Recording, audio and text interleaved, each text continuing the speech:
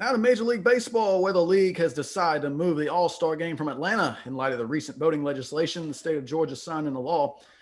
Supporters of the legislation say the law will boost confidence in the integrity of elections, while critics say the law will suppress the vote and disproportionately affect minorities.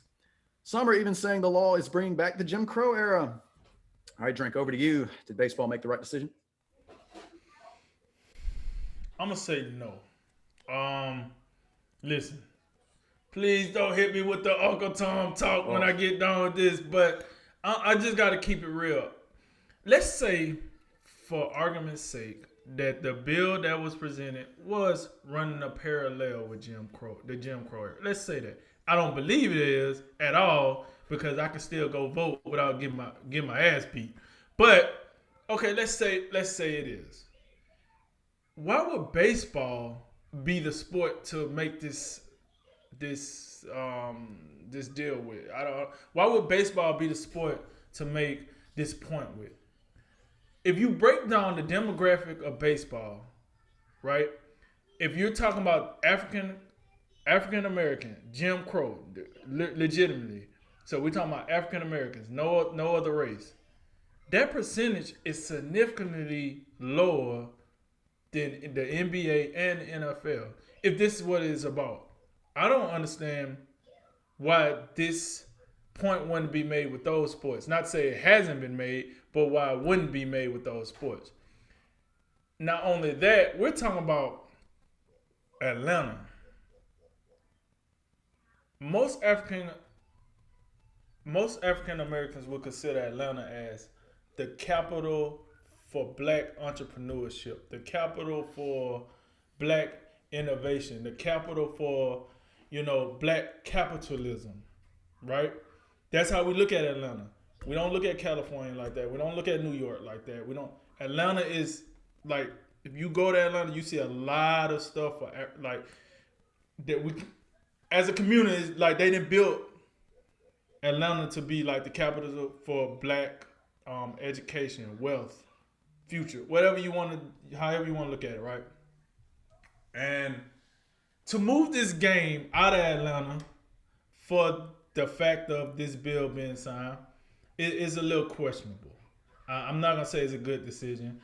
I mean, I'm not mad at the MLB if they want to put their foot down. At the end of the day, they can do whatever they want to do with their product. It is their product at the end of the day. So they want to go play it over in New Zealand. It's the stupidest thing I ever heard, but it's their product to do it with, right? So it's their product. But I know a lot of this, you got a lot of Georgia-based companies that's behind this move. The Deltas, the Coca-Colas, the other moves. And I want to say this. I know right now we're talking about the MLB All-Star Game, but I done heard this impact other stuff. For instance, college football, the SEC championship get played in Atlanta. Ooh. I hear they might consider moving that. The Chick-fil-A kickoff game happens in Atlanta. They talking about moving that as well. Yeah. They, Georgia Tech, Georgia. Those are big schools that they're like, well, I don't know, we want to support. I'm just, it's like you got to think about this. You really got to think about this. Is the squeeze worth the juice, or is the juice worth the squeeze? I'm sorry. Is the juice worth the squeeze? And I don't know. Right now, it seems like a good idea. I don't know. I don't know. Like you said, you told me something very, very educational not too long ago. You said this bill is 95 pages. Who in the hell just sitting here reading this bill? I, for one, I'm not sitting here reading no 95-page bill. That's just not me.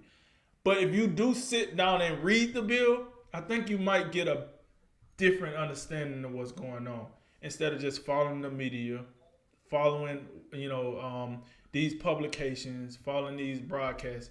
You made a good point. You got to read for yourself sometimes. You have to sit down and read for yourself. If you can't read, go up there with somebody else that can read and let them read it to you. I don't know, but you got to kind of do your own research with some of this stuff because it does seem a little outrageous. Now, what I do agree with all this disagreement is the transparency of it.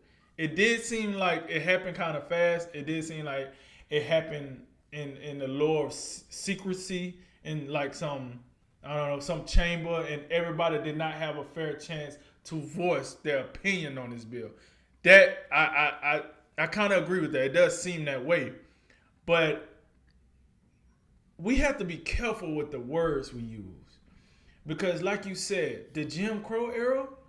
I guarantee you, if you go talk to someone that was really in the Jim Crow era, and you say, "Oh, well, we feel like we're in the Jim Crow era because you can't accept water at the polls, or you can't get ballots delivered to your house. They moved the ballot box from my corner because the COVID numbers are going down, and this is Jim Crow." Like, people, let's be real here. I might not know what the bills say, but I damn sure know what Jim Crow is. And let me just tell you this right now. It wasn't no showing up. You can go ask people. It wasn't showing up to the polls. Oh, I'm gonna vote for Joe Biden. Hey, get the hell out of here. That wasn't what it was. That wasn't that at all. It was, hey, you get hey, we finna burn your whole community down if we ever see your effing face again. You son of a gun. People getting shot on the street, and that's Jim Crow. It was real back then. So just because you don't like how something go down, you gotta watch how you throw around these terms, because it's like being an African American, being a black guy. Jim Crow wasn't nothing to mess with. Like, in real life, if I walked out in the street right now and some dude was like referencing something from Jim Crow in a negative manner, we about to get it in. This is what it is. We about to get it in, because that's what Jim Crow was. That was a very bad time for African Americans in history. You know what I'm saying? Right after slavery, it's a very bad time. So we have to watch these terms. If you want to say it's unfair, if you want to say it's unjust, if you want to say it's inequality, okay, use all those words. I'm with that. But let's watch some of the terms we use, because this is not Jim Crow. Because my black self can go to the voting poll. I can vote. I'm assuming they take my vote, put it in, and do what they do. I get my little I voted today sticker, and I'm gone. Whatever and I'm gonna say this: whatever requirement that they have for you to vote, I don't have a problem with. I can do whatever that. You want an ID? I got that. I got that. You want the last four of my social security number? I got that. Don't tell me you have an ID now. Oh, I mean, I got a few of them. Like, my God, that's advanced. So, I don't, as this situation progresses, we'll see. But, that's my 2 cents on it as of now. Now, my opinion could change if I get more information that I think is damaging, or more information that helps the situation. But as of right now, that's how I see it. I'm going to turn it over to you. You actually read 95 pages of a bill. So I want to turn it over to you and let you express what you read, how you interpret it, and see if we can get some positive dialogue going from this bill instead of negative dialogue. There's a lot of negative, and it's from all sides. I do want to say, though, I appreciate the position you took, not because it necessarily agrees with mine, but I want to say this: in issues such as this, I think it's being a black man as yourself and taking a sort of position that doesn't necessarily fall lockstep where it necessarily maybe should, due to the racial narratives that I think some people like to push in this country. I just want to tell you how much I appreciate that, because I think it matters. And, I think there's something to be said for someone who can, despite knowing what someone may say, and because, there's one thing to take a position as someone who's not black, right, because it's easy to dismiss that person as a racist. But right, black people that don't necessarily fall 100% in line with the narratives, they get treated just as poorly.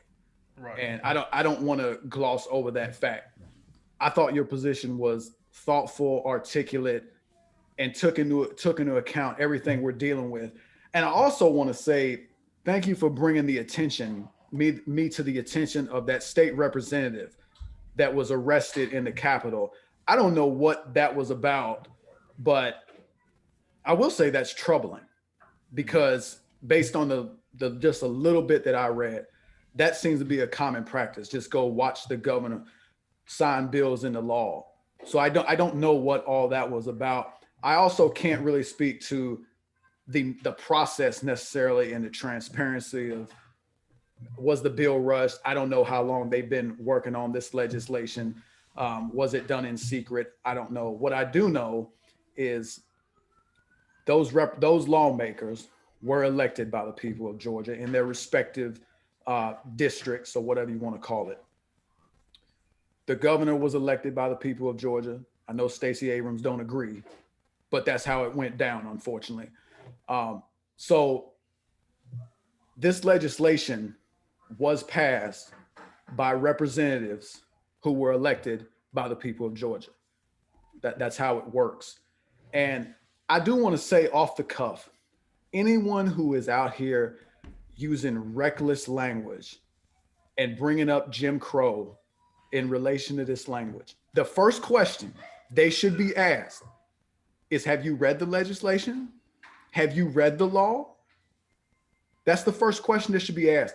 And if you haven't read the law and you're spreading that type of reckless, divisive language, you should be ashamed of yourself because you're not helping the country.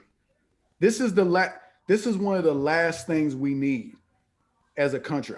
There's a lot of things we do need, but we don't need to continue to be divided along racial lines, which is anytime you're invoking, Jim Crow language, that's what you're doing. Because I read, as you say, I spent a little bit of last night. I spent a little bit this morning before the show. I read every page of this law. There's nothing close. There's nothing close. And for people, there's a lot of powerful people pushing this narrative too. And let me use this opportunity. I've never done this, but I'm going to let everyone know publicly that I am still a member of the United States Armed Forces. So I'm not going to name drop people because I'm not a free citizen. So I'm not going to name drop people, but you don't have to look very far to people who are pushing this narrative. But they should, like I say, they should be ashamed of themselves, and they are lying. They are lying to you. And the New York Times had an interesting article. I just want to pull up a couple things of it. One of the examples, they mentioned 16 different ways that this law restricts access to the ballot box. Some of them are just foolish. And the first one says voters will have less time to request absentee ballots. Georgia used to allow 180 days prior to an election for you to request an absentee ballot. They cut it down, 78 days. That's true. They cut the time down. I would say to the New York Times, why do you need half a year to request a ballot? You mean are you seriously telling me that, and we've also been told, this has been said, that this law will disproportionately affect the minority communities. So what you're saying is, in a roundabout way, you're saying white people can request ballots in 78 days. Black people can't, minorities can't. Who's really the racist? I would also tell you about voter ID. Georgia now, you have to have you have to be able to verify who you say you are if you request an absentee ballot. With one of the primary way that they're looking to do this is you have to write your driver's license number on, the form or the envelope or somewhere or another to verify who you are so they can match it up. If you don't have a driver's license, they have alternative means. Last four social security number, date of birth, all that to match you up against the voting records. And I just say, because a lot of people are pushing some wild things there, we're having discussions about vaccine passports. So we want vaccine passports, but we don't want voter ID. This law, in the end, nobody's suppressing anybody. This is about election integrity. It's called the Election Integrity Act of 2021. There are a lot of people, right or wrong, we don't know, that their confidence in the electoral process was shaken based off our most recent presidential election. Because of that, representatives, legislators, if you're in government, you have some sort of a responsibility, if you represent the majority of people in those states, to try to, if nothing else, hey, let's double check things. Let's do our due diligence to make sure there are no holes in the electoral process where we can have some fraud and So have. okay, so let me slide in this quick. Let me present a question for you. Let me see what. Okay, I'm a I'm seeing. Let's say I'm 50-year old, African American male.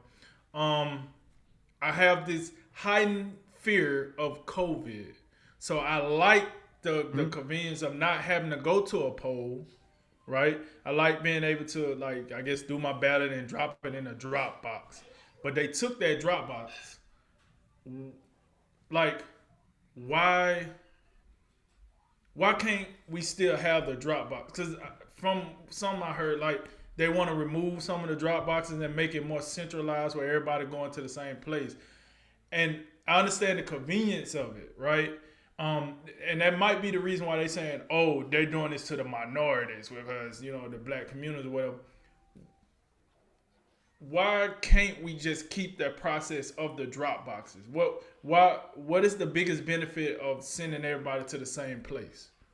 If you adding in the COVID pandemic, a lot of these like updates, or some of these, if you want to call them restrictions, but some of these new rules in regards to this new Georgia voting law, most of them are regarding absentee balloting, mail-in balloting.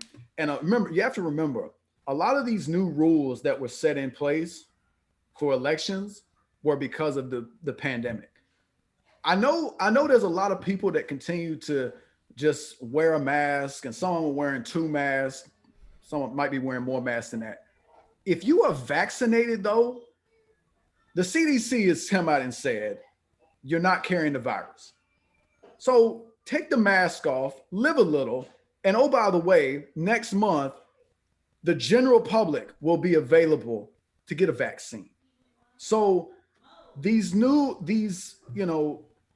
rules and these things that we did to make it easier for people to vote, make it safer, we can go back to some sort of normal elections.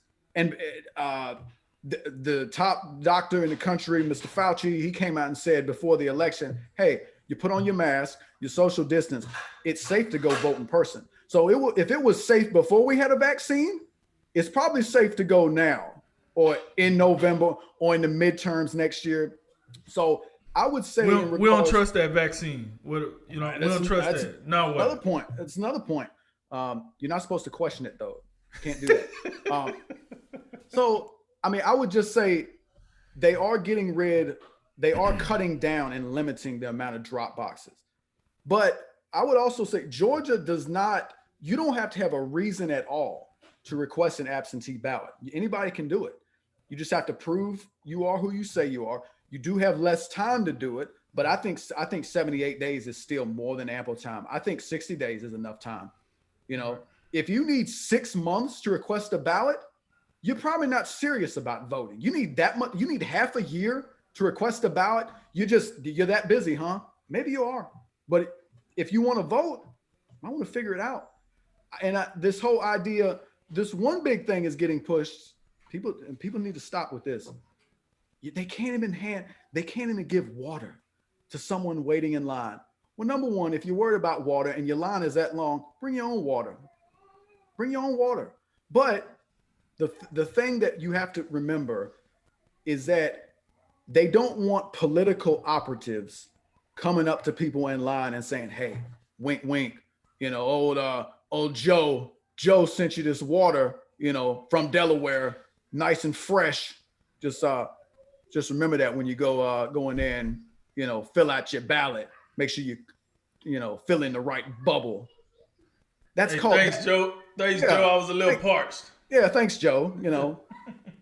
You don't want, because that's interfering with the electoral process. You don't want people, and there's way worse that can go on than that. It's not just water. It could be like, I've heard stories of people being gifted gas cards. iPads. We can get crazy with it. Just that's people buying votes, and I believe they call it electioneering. We don't want that. And so to get to the main point of baseball, baseball had an opportunity here, and someone at some point is going to have to put their foot down and say enough with this nonsense. But baseball wasn't it. Baseball couldn't hold the line and stop some of this nonsense because the idea that this is Jim Crow and so, Jim Eagle, Jim Crow on steroids, Jim Crow 2.0, all the just reckless devices language is just a bald-faced lie. Okay, so with that said, is it the professional sports that's the problem, or is it big business? Because it's like one and the other, right? Like, Yeah.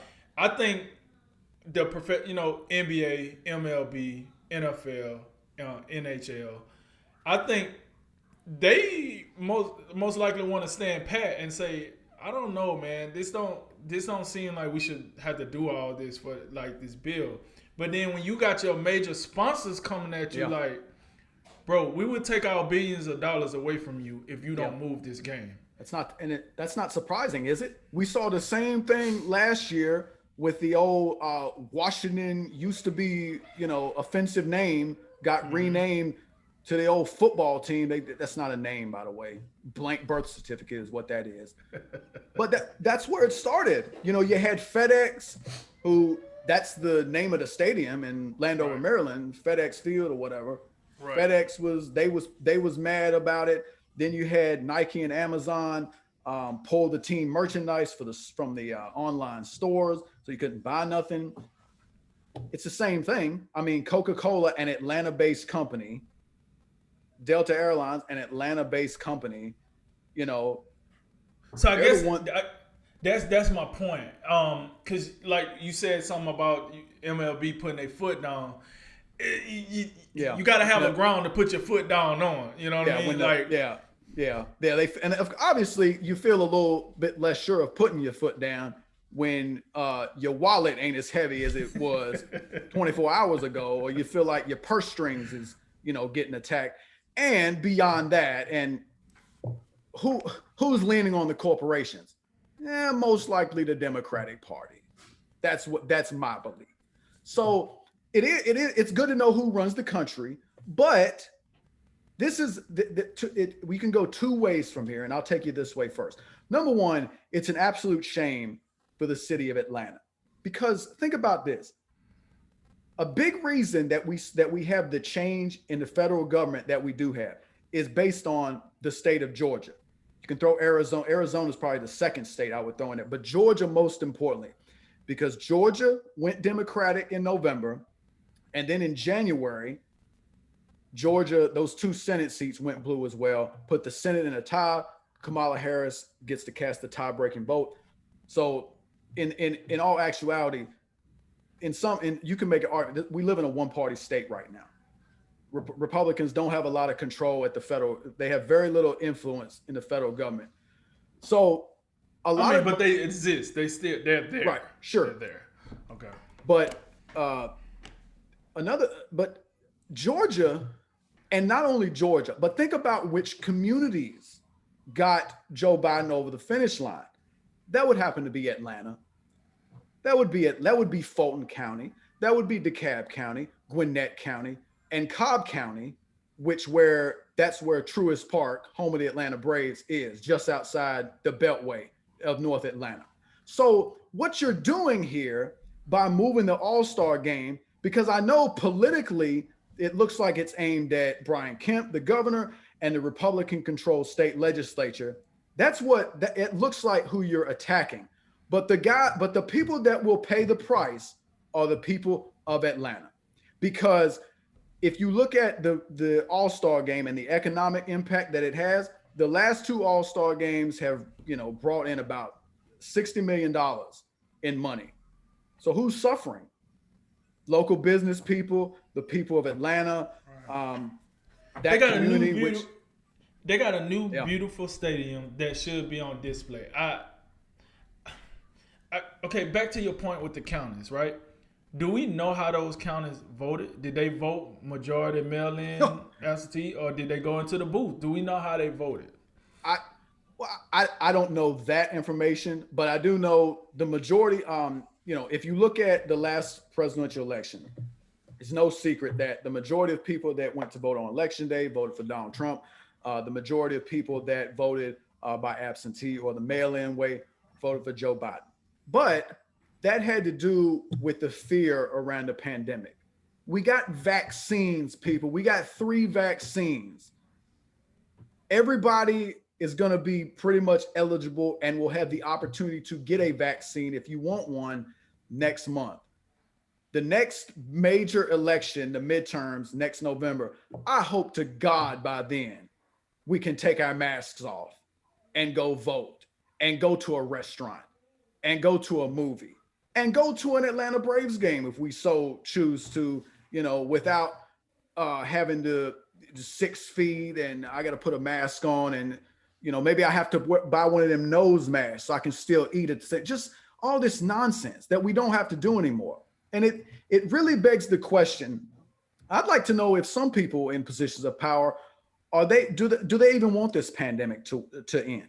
Because this pandemic has benefited people in positions of power who in some cases, I'm not sure they're interested in giving up that power. But the other point is this.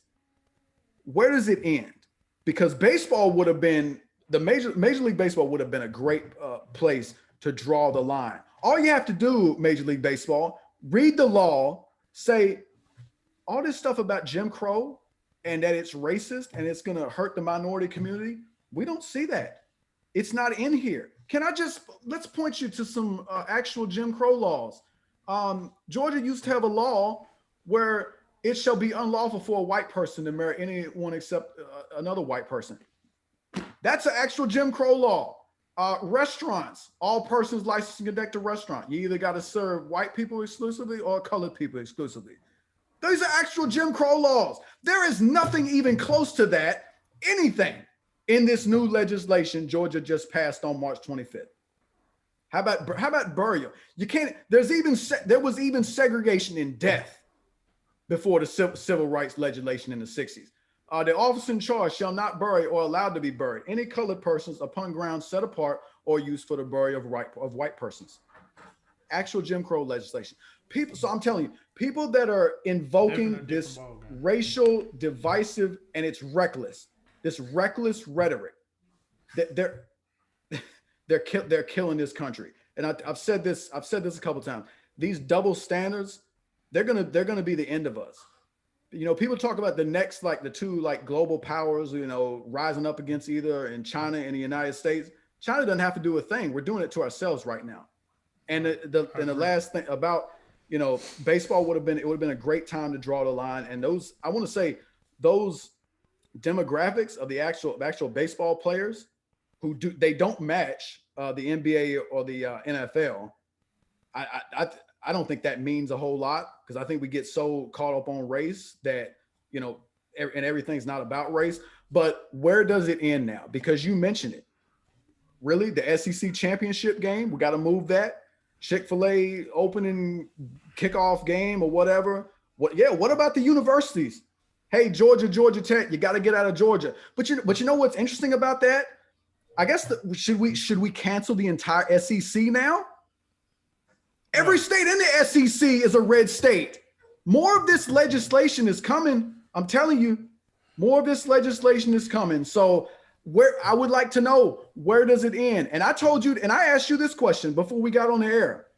What about the Braves? What about the Falcons and Hawks? Do they move out of Georgia to protest? I don't know.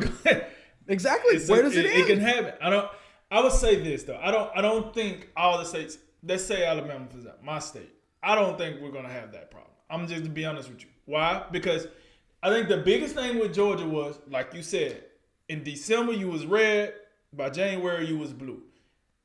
All because, a different way of voting. All because of innovation. We voted differently. Alabama was red throughout. Why do they need to change anything? Mississippi was red throughout. Why do they need to change anything? Florida was, they was hot and cold, but that's Florida. You always get that with Florida.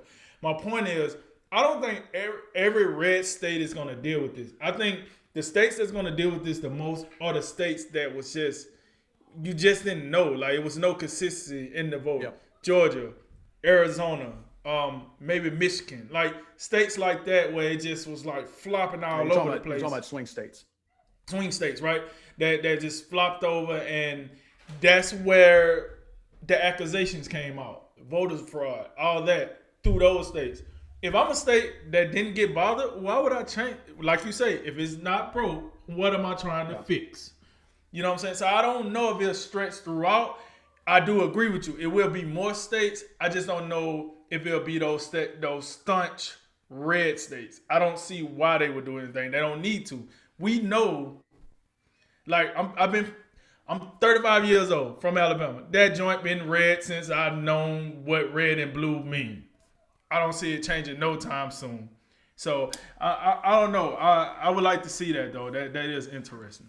And I do. Let me throw this in here.